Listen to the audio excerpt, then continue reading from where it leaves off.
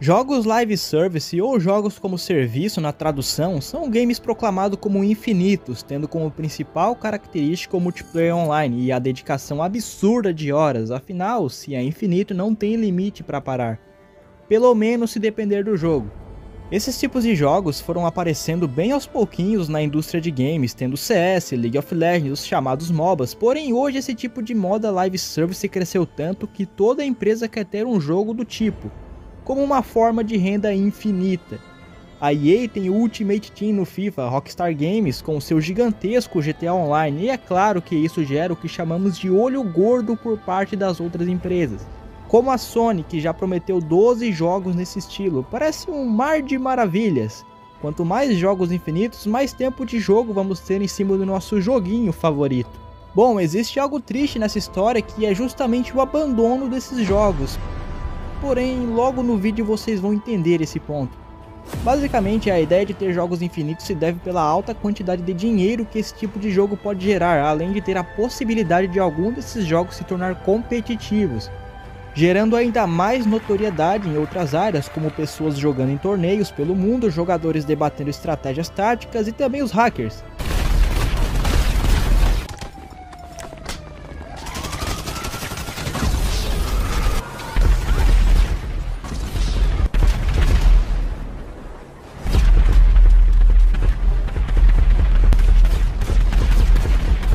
Querendo pagar uma de legítima, mas isso é o de menos em comparação com o final dessa história.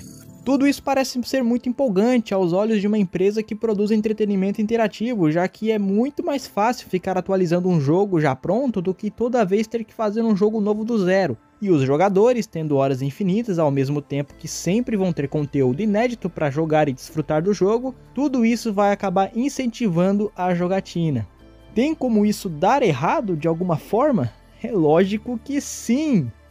Nada no mundo dá certo se você não tem entendimento na área ou no mercado que você está entrando. E sim, o mercado de jogos live service é totalmente diferente do mercado tradicional de jogos. Não tem como comparar um Black com CS, por exemplo. Um tem mecânicas competitivas e o outro proporciona realismo e uma história profunda nos jogadores. São dois tipos de jogos que não se conversam. Imagina uma empresa que passou boa parte do seu tempo produzindo jogos offline e então do nada decide entrar de cabeça em um jogo 100% online com o intuito de tornar algo infinito. Quais as chances disso ser um desastre? E exemplos é o que não falta.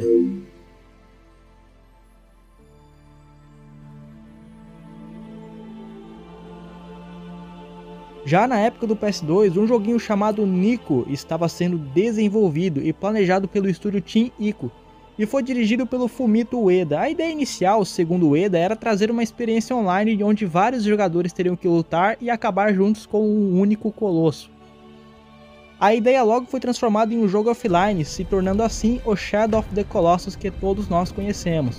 Tudo por conta da limitação da época e também pela falta, talvez nenhuma experiência da equipe em planejar um jogo completamente online.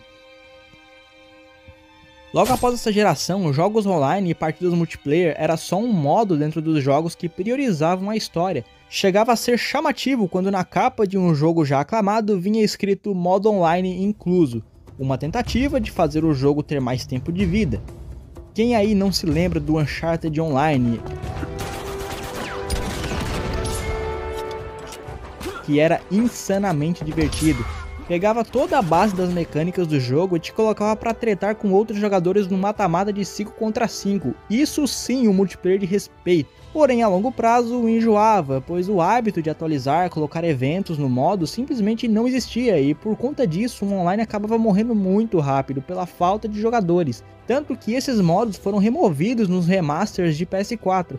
E em outros casos, como os de God of War, que seu online era absurdamente quebrado e cansativo, ainda mais porque, diferente de Uncharted, aqui não controlávamos o Kratos. Então o destino rapidamente foi ser abandonado. The Last of Us foi mais um caso de multiplayer que não seguiu adiante, já que na sua sequência nem sequer colocaram no jogo final, porém tivemos o anúncio de um possível modo online separado, como se fosse um jogo único, só que até então foi dado como cancelado. Qual o propósito disso? Por que tantos jogos são abandonados? Por que não temos o mesmo empenho dos jogadores em relação a esses jogos?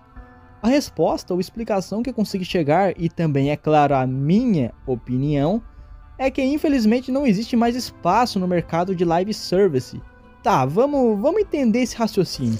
Um jogo live service são jogos feitos para serem jogados por muito tempo, e a empresa não lucraria nada se dependesse apenas da venda do jogo. E o resto de graça, já que a ideia é lucrar dia após dia do seu lançamento, tanto que virou comum muitos desses jogos serem gratuitos, como Clash Royale e Genshin Impact, por exemplo. Porém, as pessoas, ou boa parte delas, tem que escolher um desses jogos para gastar o seu tempo e também com cosméticos, logo o seu dinheiro, aquilo que mexe com o seu bolso. A menos que a pessoa seja bem de vida financeiramente, ela vai ter que se dedicar a um único jogo e logo todo o resto é deixado de lado. Jogos nesse estilo dependem que os jogadores joguem sem parar, assim como esse canal depende do seu apoio e o botão de like e se inscrever está aí embaixo. Já que sem pessoas apoiando não dá para continuar, exatamente como os jogos live service. A quantidade de títulos que foram abandonados por não ter ninguém jogando não é pouca, e também existe a questão de gêneros. Já temos jogos grandiosos de tiro, Warzone, CSGO, e para estilos cartoon, Valorant, Fortnite. Logo, para uma empresa entrar com o jogo nessa pegada, ela vai ter que dar um jeito de tirar os jogadores desses jogos para poder jogar o seu. E isso é uma tarefa fácil ou difícil? Será que as pessoas vão deixar de jogar um Fortnite ou um CS para jogar um jogo novo nesse estilo? Nem preciso dizer nada, né? A questão é que tá cada vez mais difícil de criar jogos como serviço que se destacam, pois a maior parte dos gêneros mais comuns já estão consagrados no mercado. Resta apenas algumas empresas tentar fazer algo diferente, porém mesmo sendo um jogo bom, tem a questão do tempo, que as pessoas estariam deixando de jogar um Warzone para jogar esse outro jogo. Por conta disso, vem a questão das escolhas entre jogar um jogo A ou um jogo B. Dá até para comparar com o próprio mercado de games. Hoje em dia é muito difícil uma empresa nova entrar no ramo com um console novo, pois já temos 3 gigantes consolidados no mercado e boa parte dos grandes estúdios já estão nas mãos da Microsoft e Sony. Logo, entrar nesse negócio hoje é bem mais difícil que antigamente, quase certeza que a falência seria o destino. E nos live service a mesma coisa, já temos jogos grandes consagrados e criar outro no meio dos já estabelecidos na área seria bem complicado. Para vocês entenderem, tem gente que literalmente só joga CS e nada mais. League of Legends a mesma coisa, então se criar jogos novos é tão complicado, só resta as empresas usarem suas marcas já preparadas para chamar algum tipo de atenção, afinal, quem não daria uma chance para um God of War multiplayer, não é? Para a infelicidade de todos, isso teria mais um problema, que seria a queda da qualidade dos jogos offline. Para vocês entenderem melhor, um jogo online infinito precisa ter uma equipe em cima para poder atualizar e gerenciar o jogo, porém isso significaria ter que colocar pessoas para trabalhar nisso o tempo todo. Essas pessoas não poderiam trabalhar em outros projetos e por isso The Last of Us Online foi cancelado. Pelas palavras da própria Naughty Dog, para lançar e dar suporte ao The Last of Us Online, teríamos que colocar todos os recursos e esforços de nossos estúdios na criação de conteúdo pós-lançamento ao longo dos próximos anos, o que iria impactar de forma severa o desenvolvimento de futuros jogos single players. Dá para dizer que estúdios que fazem jogos single players não poderiam entrar nessa onda de live service a menos que eles ganhassem um alto aumento em seus funcionários, porém isso demanda dinheiro e tempo, além da enorme possibilidade do jogo ser um fracasso, gerando prejuízo e demissão das mesmas pessoas.